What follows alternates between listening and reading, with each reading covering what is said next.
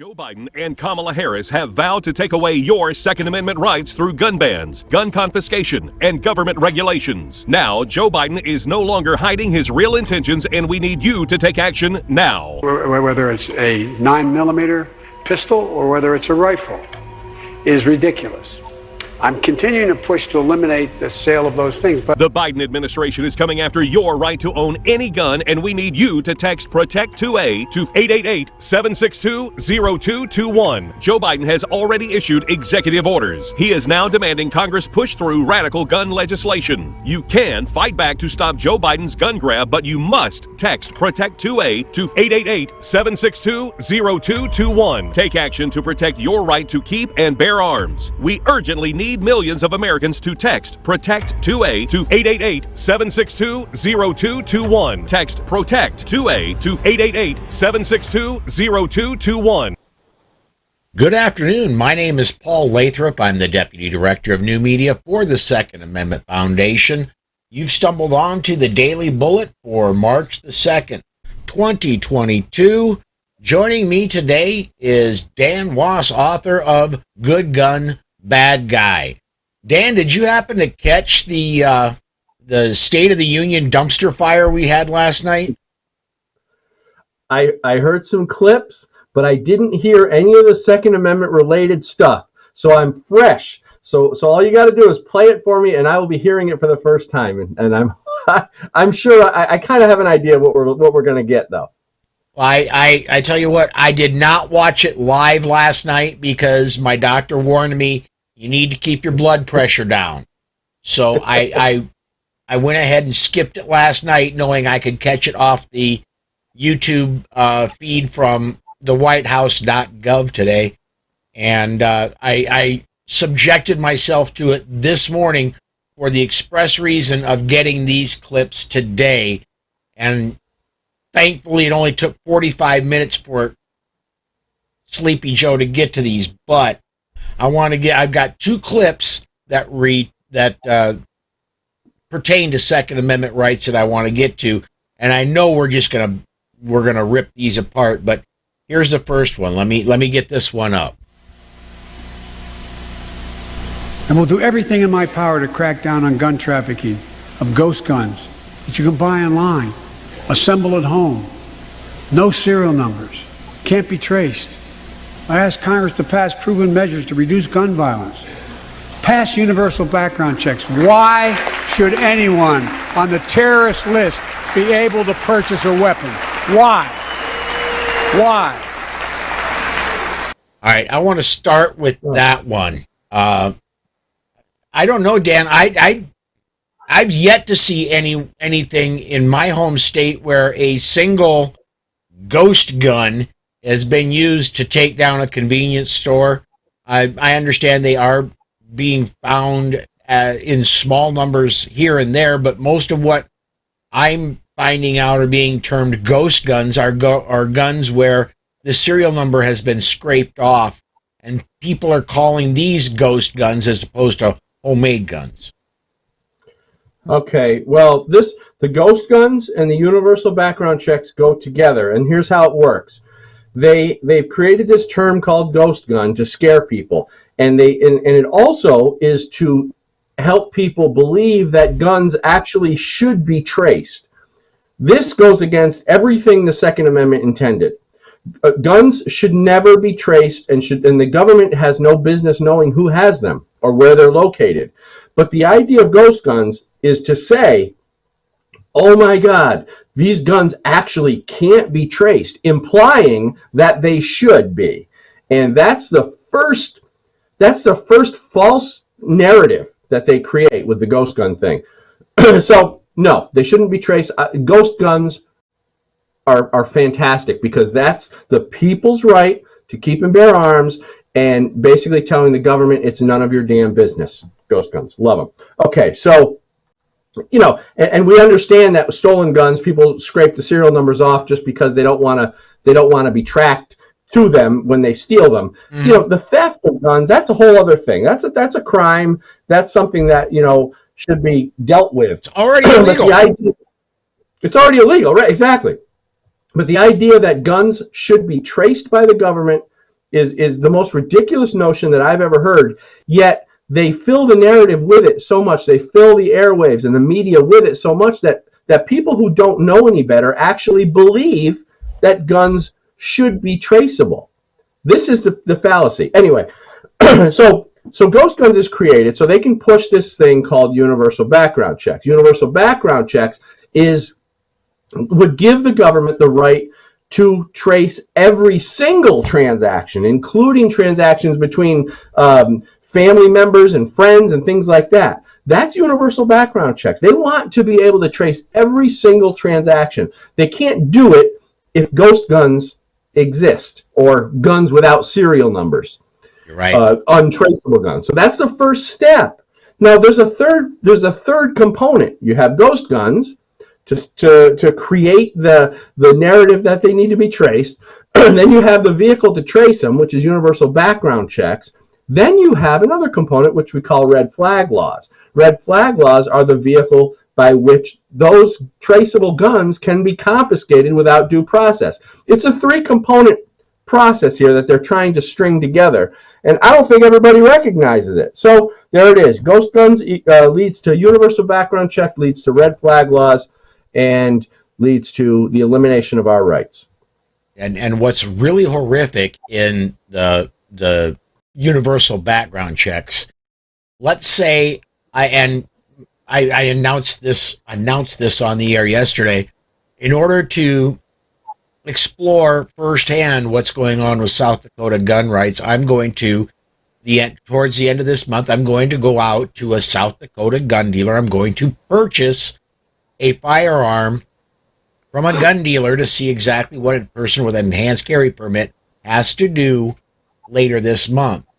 Now, let's say I go buy a brand new handgun, and one of the two handguns I use for my personal, that I use for my everyday carry, I decide, I'm not going to use that one so much anymore.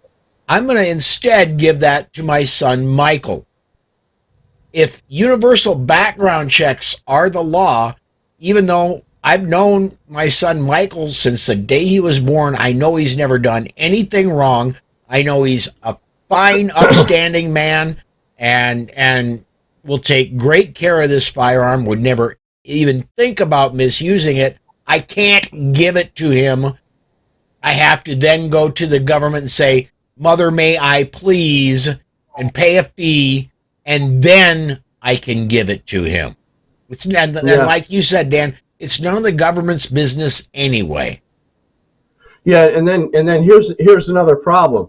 When we get into background checks, there are people who think background checks are a good idea, and it's people who aren't really paying attention. They don't understand the failures in background checks. Background checks are not good. They're actually a net negative for gun ownership, because what happens is the false positives that are created within the regular background check system, is, I think, what is the percentage? It's 99.7 or 99.8% of the denied background checks are actually false positives. It's a tiny fraction. Oh, I know it's north of 90. Yeah, I know it's north of 90. Yeah. Well, and here's an example. In 2017, there were 112,000 denials, only 12,000 investigations, which tells you that already, right off the bat, they knew the vast majority of them were false positives. And then out of the 12,000 investigations, there were only 1 dozen people who shouldn't have been purchasing a gun. So while you potentially stopped 12 people from purchasing a firearm who may not have been, allowed to purchase one, you stopped 112,000 good people and prevented them their God-given right to defend themselves. This is atrocity. This is terrible. I don't understand how anybody can support background checks, let alone universal background checks. People aren't paying attention, and that's I guess that's our job, to help them understand. Not only that, I don't know of any criminals that are going to go down. I mean, I suppose it may happen. Criminals are not going to go down to Joe's gun store and get the latest Glock. It's just not going to happen. They're going to they're going to go down to the corner of 5th and Main in downtown Chicago, and they're going to get whatever is in the trunk of the car there that's for sale. Yeah. Well, and that's another point to this whole thing, is that the bad guys totally go around the background check system. It's so ridiculous that we even have to argue about a silly thing called like background checks, because the whole concept is a failure. And I know to some people it might sound crazy to hear this, but when you look at the data, it's a failure. And there's no other way to spin it. Background checks don't work, and good people are rendered unarmed and helpless, while bad guys pay no attention anyway. And I always say, people say, well, bad guys don't pay any attention to the gun laws. Mm-hmm. Well, that's not true. Background check, actually, the bad guys pay very close attention to the gun laws, because they make sure that they know where the gun-free zones are. They know where the background checks are. And they know all the gun laws, and they know how to avoid them. Yeah. So it's just a joke. Go ahead. Let me get a couple comments in here fast. Roderick says, when the weather is good, a fellow plinker in his 80s shoots a number of single-shot homemade frames. Very beautiful homemade wood stocks also. As he should. Yeah, and I've seen some, the AR platform, and I've never shot a 80% lower that's been completed, but I've shot some, homemade ARs where they bought the completed lower receiver and they just built the entire firearm around it. And some of those are just astoundingly good weapons when you can control every bit of the manufacture of your own weapon and what parts are involved in the manufacture, and you manufacture itself. Some of those are amazingly good weapons. I want to get this one in too. John says that is the only exception in Delaware is gifting selling to a family member. Everything else must go through FFL. Well, the common sense, if you want to be sure that somebody you're going to be selling your firearm to or gifting your firearm to is a good person, the simple go-around is ask to see their concealed carry permit. Almost all states have them. The only one that doesn't is Delaware, Vermont, or Delaware. I'm sorry to interrupt you. Go ahead. Go. Sorry. No. Well, and the other piece of this whole thing is that is important is that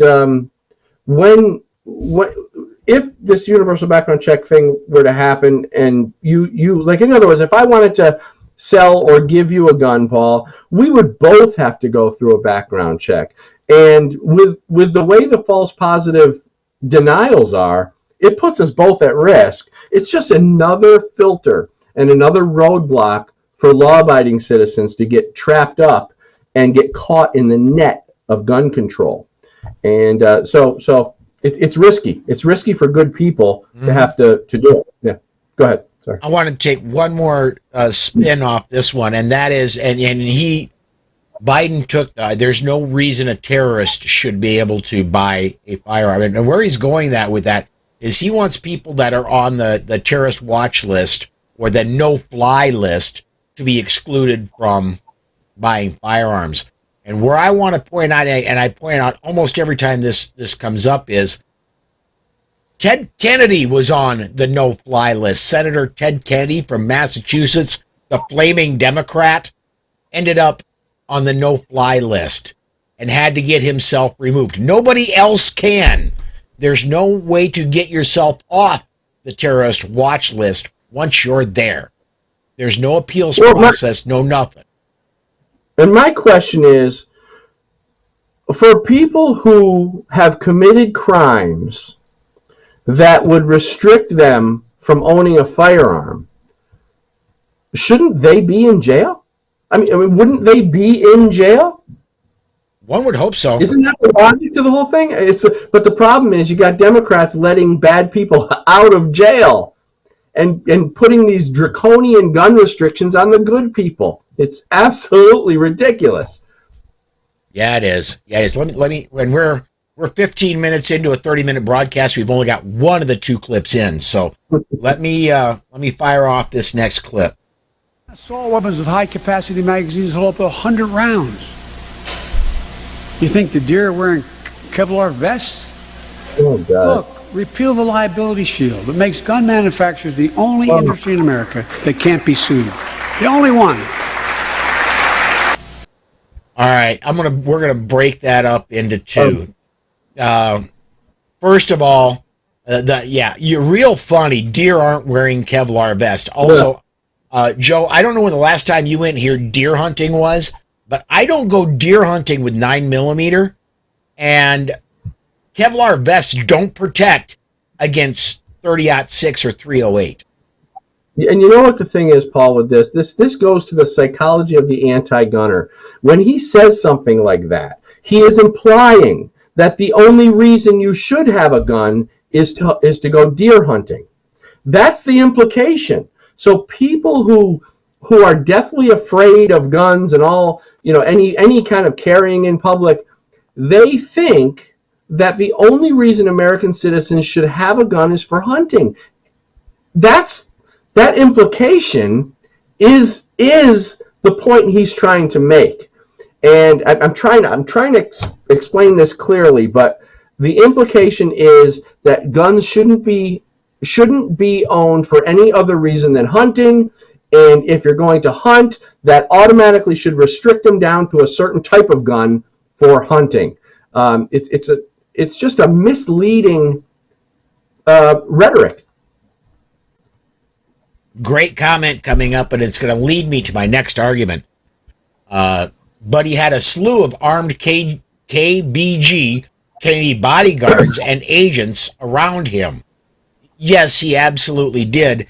And that brings me to my second point, the KGB, meaning Russia. Look, right now, the main headline is Russia's invading Ukraine. Why are they having a bad time of it? Because Ukrainians are arming themselves, and they're not arming themselves with 9mm. Again, this is not a handgun thing in Ukraine. Yeah. Ukraine handed out 10,000 fully automatic weapons, and people on the left are cheering for that. What I would be cheering for is not only if they handed out the fully automatic weapons, but if a year ago they had started training the people with those. Yeah. Yeah, the gun restrictions in Ukraine were very, very restrictive. And you could own a gun, but you could rarely take it out of your house and things like that. Now, the Ukrainian government said, oops, we screwed up there. Maybe now we need to quickly train everybody and pass out guns. And then they got little old ladies training to shoot AK-47s, and now they're pushing everybody into this position where they have to defend themselves, and they're not ready and they're not trained or whatever. So then the point is, Ukraine has, I think, about 9 guns per 100 citizens, right? Mm-hmm. The United States has about 120 guns per 100 citizens, so we're very well equipped, which is why I forget the Japanese general or commander or whatever. He said they would never want to attack the United States mainland because there'd be a rifle behind every blade of grass, and that's true. Wasn't I'm my brain and my again scrambled brain, but my brain's telling me that was Yamamoto. That maybe that. Either said I think you're right. Yeah, it was either that or he said that they was awoken the sleeping tiger. But well, you know what? The quote was actually never officially quoted, and it's been changed and it's been altered. But I think that was the general. There's a lot of debate around that quote. Nobody's really sure exactly what he said, but it had something to do with a gun behind every blade of grass in America, and. The point is that Americans will not tolerate foreign boots on our soil attacking us. We would stand and we're prepared to do that because gun owners are trained, unlike Ukraine. I mean, unfortunately. Yeah. But that's what happens when you disarm your population. Well, and one thing I'm very heartened in is that it does seem that Russia is having a lot more trouble than they thought they were going to have. Oh yeah. And let me be clear, Paul. Let me just clarify. I don't want to take anything away from the people in Ukraine. They're doing something that is so brave. I couldn't imagine us having to actually do that. So I'm cheering them on, and I certainly don't want to sound derogatory toward Ukrainian, but the point I was trying to make is that we have much guns in our culture are much more part of our culture than I think they are in Ukraine. So I better be quiet on that topic because I don't want to offend anybody. Let me get a couple more comments in here. Larry says that is the big divide and conquer lie. And John says the men who wrote the Constitution were not returning from a deer hunt. Amen, John. They had just, several years before, they had just kicked the British out. And oh, by the way, the British were coming back in just another this was 1791, and so about 20 years later the British were coming back to invade again. So let me see here, make sure that I've got all comments caught up, and I'm not getting all of the comments coming into my software, so I'm just going to have to read some off of Facebook, and they won't show up on screen. But Mike says, I was watching this screaming at the TV. Fact check, fact check, fact check. Wrong on so many levels. One I want to get to, it did play, I don't want to have to replay it again, but the only industry that cannot be sued. You know what? If a gun manufacturer manufactures a gun and there's an error with the gun, there's a problem with the gun, and the gun harms somebody because of a faulty manufacturing, the gun manufacturer can be sued. Just the same as if an auto manufacturer knowingly manufactures a bad car, the auto manufacturer can be sued.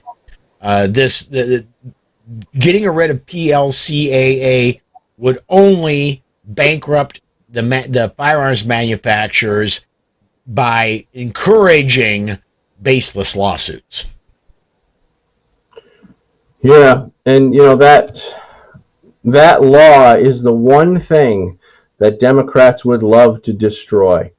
They know that if they can make firearm manufacturers vulnerable, they will strategize and they will find ways themselves, Democrats in Congress, maybe through other businesses or through other people, but they will find a way to sue manufacturers out of business. That's why that law is so important. And I'll bet you that if something like that did happen, Democrats would be funding lawsuits and they would be getting right involved, coaching people and doing whatever they need to do to try to sue, whatever company, yeah. Smith & Wesson, Glock. Yeah, absolutely. We've got just about 6 minutes left, and so we've gone a lot farther than I thought we were going to go on Biden's speech. Maybe longer than we should have. I want to mention, and I just got confirmation of this just before we went to air, but Ohio has passed all the way through the legislature constitutional carry. It now goes to the Ohio governor's desk. He said a while back he would sign it, but he's been silent for a long time. Let's see what happens. Yeah, that's fantastic. But yeah, let's hope he does what he says he's going to do. So, Paul, how many states is that now for constitutional carry? I can't. Is it 22 or will this be 23? Where are we? Ohio would make 22. 22. Okay. That's fantastic. And like I said before on your show is we're almost at that tipping point where the majority of states, support the Second Amendment. That's looking pretty good. And the gun grab that. We're getting close to the tipping point of half the population in a constitutional carry state as well. Texas was a big one to get us close to that one. And we just keep marching forward with something. Ohio is not exactly a tiny population state. And if Florida can ever get their act together, that's going to be a big one. But another one I want to talk about, we mentioned this yesterday, but we could not get it confirmed. I did get another news source for it today. It looks like the ATF is now denying out of hand and immediately all Form 1 requests for Form 1 requests for suppressors. If you submit a request to build your own suppressor, all of them right now are being denied. Right now. I don't know where to put that other than just right there. Yeah, it's one of those things where, like the bump stock, it's just another little nibble at the Second Amendment. And I think they go for these little things just to create some sort of precedent to make it easier for the next one. Because, suppressors, what's the problem, really? What's the problem? They want you to think that people are going into the cul-de-sac and shooting up the neighborhood with suppressors and nobody can hear it. It's silent, right? That's what they want people who don't know any better to think. And so those people jump on board with the next, gun law du jour, and because they're scared. It's just so stupid. The whole thing's so stupid, but people follow along with it. I've been around. I have a number of friends that have suppressors. And I've been around when they're being used. And the only time that a suppressor really does make it super quiet is if you are using subsonic 22 short. And you've got a 22 suppressor. Then the bolt is the loudest thing you will hear. If you've got a 223, anything other than 22 short, you're still going to hear you're still going to hear some, and you're still probably going to need hearing protection. And especially at 308. 30-06, it's going to be very noticeable. It's not going to be the little, that Hollywood makes it think. Right, exactly. I was doing some research on this a while back when I wrote Good Gun, Bad Guy 3.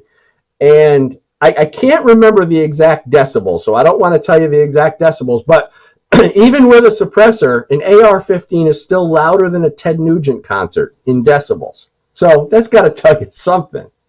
Come on, Ted, you got to pump those numbers up, man. You're quieter than a suppressed AR. You got to do better, bud. And he's loud. Believe me, I saw him in Albany. Oh, it was loud. All right. Smeggy over on the YouTube side says, that's why we need to get rid of the NFA. 110% agree, Smeggy. I want to jump over to the Facebook side, and Charlie wants to know, how's Georgia doing on constitutional carry? They're getting closer. It has made it through, and I do not quote me on this because I'm going off of memory, and my memory is not the greatest, but I believe it's made it through the Senate. It's making its way through the House. The governor is pushing hard for it. And I think it's going to make it. I just not made it as quickly as Ohio has. The other state that is really working hard for it right now is Alabama. Indiana, yeah, you're going to have to wait another year thanks to Governor Rhino in Indiana. So, Charlie Chambers says, suppress 22 long rifle revolver. Keep the round. I don't know. Okay, but it takes a special talent to reload 22 long rifle, man. That's I've heard it can be done, but anyway. And guess what, Dan? We're up on time, dude. Before we go, as I do every week, tell everybody about the Loaded Mike Show and tell everybody about Good Gun Bad Guy. Okay, Loaded Mike Show is our web show. We have a blast. My co-host John Chiara and I have a blast on this show. It's primarily Second Amendment related stuff, so anybody watching this is going to really enjoy it. But we also get into the topics of the day, the politics of the day. So loadedmike.com, that's M-I-C like microphone, loadedmike.com. And you can find my books, Good Gun Bad Guy. All three of them are right over my shoulder, Good Gun Bad Guy 1, 2, and 3 at goodgunbadguy.com. And that's it, loadedmike.com, goodgunbadguy.com. Very cool. Well, Dan, again, thank you for taking time out of your day to talk to us, man. Anytime, Paul. Thank you very much. Talk to you soon. Folks, come join us tomorrow and Friday at 5 p.m. Central Time. And do not forget to join us on Saturday at noon Central Time when Dan will be back. He's coming back to join us this weekend for the weekend show, The Weekly Bullet. And his, I didn't grab the right, he's going to be joined by, if I can get my computer to cooperate, he's going to be joined by Matt Mallory and Lee Williams, the gun writer for SAF, are going to be joining Dan on The Weekly Bullet along with me. And I cannot wait for that to happen this Saturday, noon Central Time. Until tomorrow at 5 p.m., everybody, thanks for watching. Please share the show, and we'll see you next time.